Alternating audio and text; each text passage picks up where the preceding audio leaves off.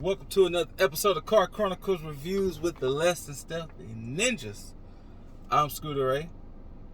It was so nice we had to do it twice. Welcome back, Tikey B.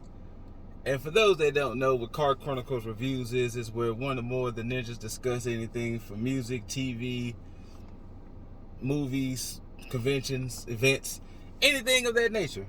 And today, we are here to talk about one of the most anticipated movies other than Deadpool and Wolverine. Okay. Longlegs. Especially in the horror. Especially in the horror world. Longlegs, starring Michael Moore, which, you know, that first name sounds a little familiar.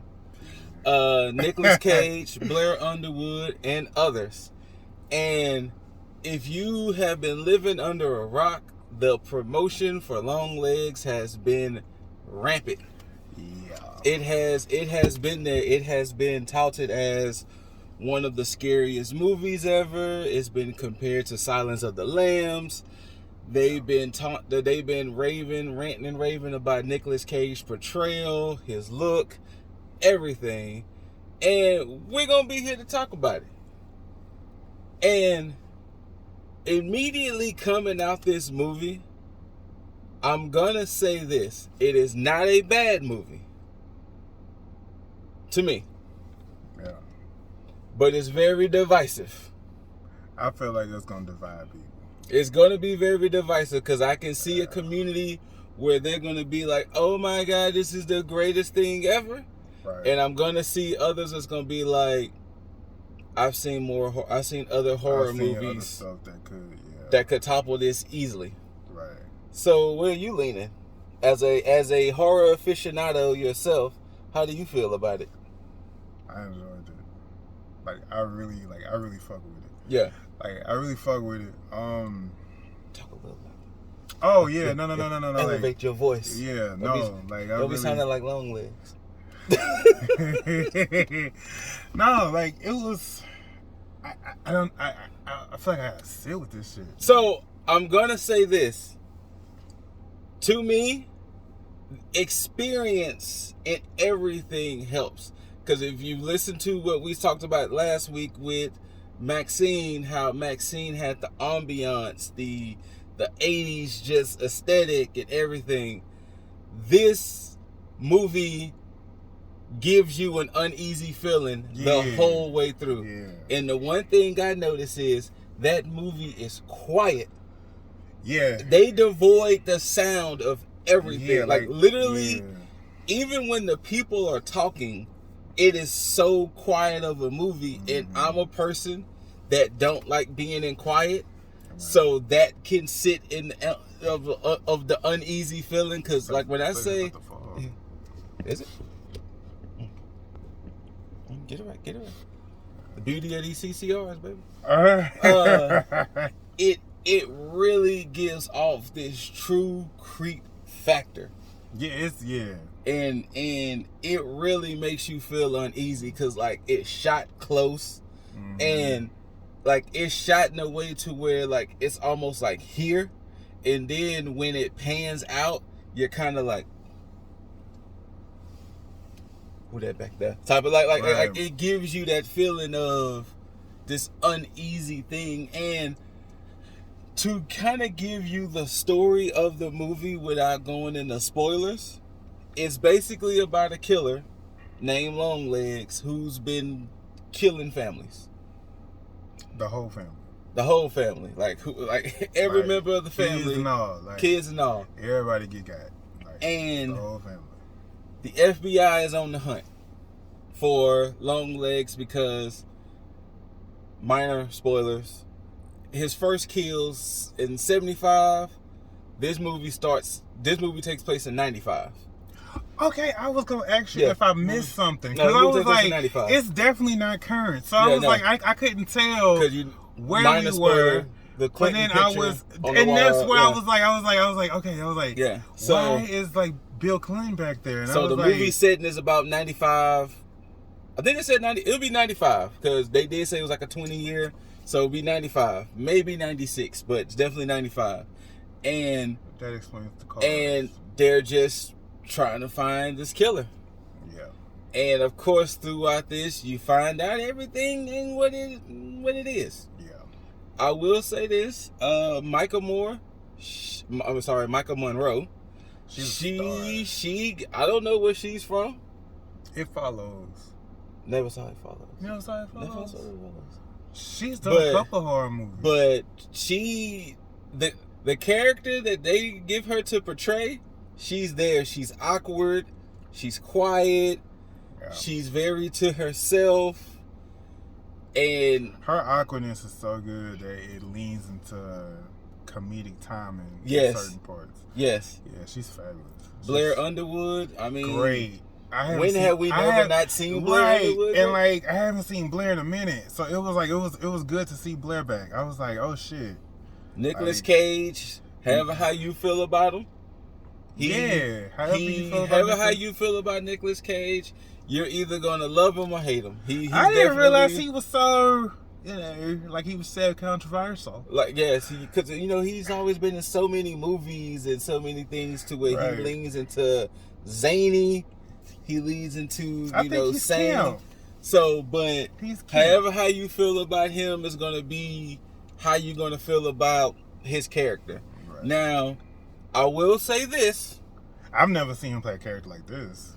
For those who are religious sensitive, it might be a little sensitive towards some of the themes in this movie. Which I didn't go into it expecting that. Same. That's why I'm kind of giving a little pre-warning / spoiler, in a sense, that if you are religious sensitive, I wasn't really expecting this could make you feel away.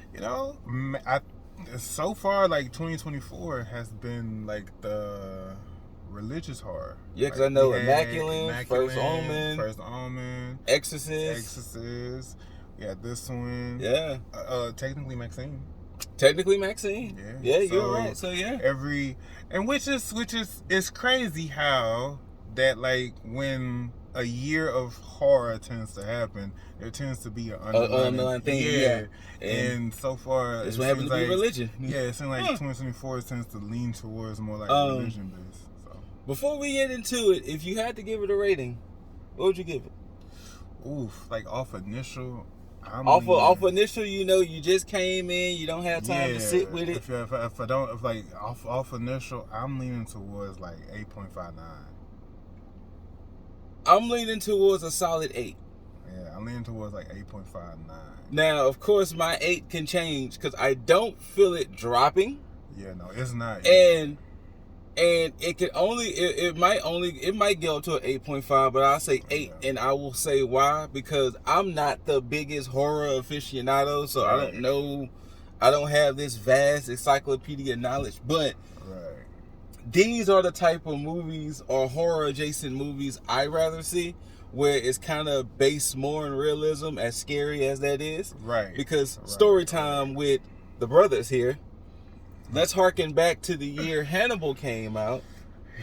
A young Scoot and a very younger Tikey talked our mom into, hey, take us to go see Hannibal. She was like, you sure? Yes, we're sure. Shook us to our motherfucking core. We came out that movie not in a great space. Yeah. Not in a great space. And like, not in a great space. I kind of see it now. Yeah. No, I'm saying, like, if a kid was to see this, I can kind of see them getting that same type of, like, uneasy feeling. Yes. Because, like, it's tense. It is a tense movie. Like, it's very tense. It's very tense. Like I said, the way it's shot. Yeah. Like I said, the whole devoid of sound. Right. The close up. Like, everything is intentional. When you hear noises, it's like when you hear a creak in the distance, it's something. Like, everything is something, and it all ties back into each other. Like, like everything really tied. Like, I don't know. That was a good movie. I'll say now let us talk about the negative in essence. Okay. The hype train for this movie. Right. The hype train for this movie could potentially kill this movie for some. Because if you've been listening to the hype train, you might go in thinking you about to see the greatest horror movie ever. And then you go in and you're kind of like, I mean, it was alright, you know. Right. But because like it's not overt, like it's not like super gory. No, it's not. Like it's not. It's. But it really is kind of. This is definitely one of those movies where you have to truly see it to talk about it. Right. Like listening to us talk about it, or even listen to other people. Don't watch a recap. No, you're gonna have to really watch it. Yeah, like actually, like take the time and actually sit and if you care. Like, if you care, to actually sit and want to like actually digest the movie for yourself. Yeah, because you have to be in the atmosphere of the movie, whether you're watching it at home or in the theaters. Like even if this was like a home watch, like I still feel like you still would feel like a little bit of. Yeah. The only thing though that I think that if you were per se like watching it like at home or something, you may get distracted. Possible.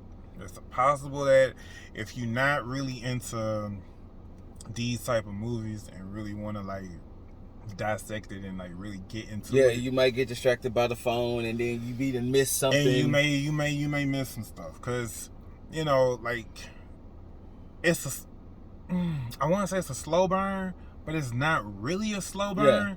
Yeah. It's just kind of because it's a slow burn, but it's once again the movie tells you it's a cat and mouse situation. Right. Like they let you know like up front, like boom, like you in this shit. Like as soon as the movie kind of start, you kind of like right into the shit. No, I enjoyed it. I enjoyed my time. Yeah. Like I said, it definitely was not. What you gonna do? You gonna hit her? Right? You gonna hit her, bitch? Like Jesus, what the fuck going on? Like it definitely was not a bad film. Yeah, no, not in the least. It's definitely like if we talking like funny enough, it is in the same vein of like Silence of the Lambs, but not as it's in the same vein of Silence of the Lambs, not like Hannibal, but like Silence of the Lambs. Like it's real Buffalo Bill and Clarice Starling. I mean, hell, to be honest with you, I feel this movie even holds up as a movie. Yeah, no. Like, Just even taking the horror aspect as a movie. Take the horror aspect out of it, which, by the way, I don't know why the Academy looks over horror all the time. Oh, you know what? Funny enough, I had that conversation with Aranya. Period. You know what it is? What? Gory. But I don't know. Nah, because I did research, and they said typically horror movies do not get nominated is because but they could gory and the themes. But like a Scarface or like a Goodfellas and everything, you can shoot a motherfucker up, but you can't slice a motherfucker. Yeah, but apparently the goriness and the whole under a horror movie. Because there was some performances in here that I feel like should get looked at. Because the last horror movie that was nominated for anything. What was it? Get Out. Oh yeah. And look at Get Out. Yeah. It wasn't like it wasn't like a typical. Yeah. And I think before Get Out, it was. I forgot, but it hasn't been many. Under the umbrella of horror, it has not been many. I think Get Out was the last one. I think this one can get looked at. I think so too. I think so too because they're going to look over the fact of. I think the only thing that may stop it is, like I said, some of the religious themes that they kind of do in here. But once again, I can see Michael Monroe being nominated for something. Like she did her thing. Yeah. Because my whole thing, what you calling them got nominated. The Silence of the Lambs got nominated. Yeah, and that's I think the last one that won a lot. Right, and that was what 1990, 1991. It was one of them. Yeah. Yeah. So yeah. But yeah, Longlegs. It's definitely going to be a divisive one. It is, but you really have to check it out. Yeah, I would definitely say see this movie. Yeah. Even if you may not like it, or if you like it, I would say see this movie. Like I said, I give it a solid 8. He said about an 8.5 to 9. Yeah. I'm kind of leaning towards like 9. I would hold up the camera to let y'all see the real Longlegs right now. Okay, because he's in the car right now. Right now, my body is like this, squished But yes, it's shot so well. It's shot so well. It's edited really well. The graphics in the movie is really good. It's really simple editing. It's really simple. It's a really simply shot movie that I know a lot of work went into. Before we go to the one thing I can appreciate, the story doesn't like lose you. No, because when everything kind of wraps up, when everything wrap up, oh okay, I'm like, because I was hoping that when we got to the big shebang of it all, that I was hoping that it didn't give one of these. Yeah, it's one of those like, really? I sat here for all this time and we got here. And we got here. Like, how did we get here from there? But even when it did, like, it get real creepy. Like, still, like, it's. I actually think the creepiest part of the movie is the end. Like, yeah. The ending is very tense, and it's so.